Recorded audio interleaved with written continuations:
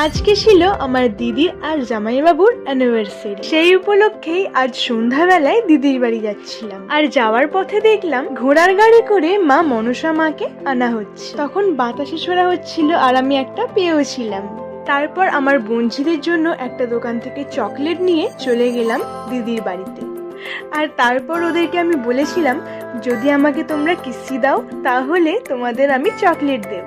আর দেখো তারপর ওরা কতটা খুশি হয়ে গিয়েছিল। তারপর বালিশ নিয়ে খেলছিলাম, যেখানে 10 হলেই কবিতা বলতে হবে।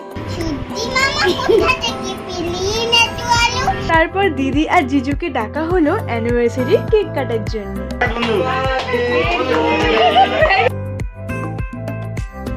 তারপর কেক খেয়ে ডিনারটাও কমপ্লিট করে নিলাম।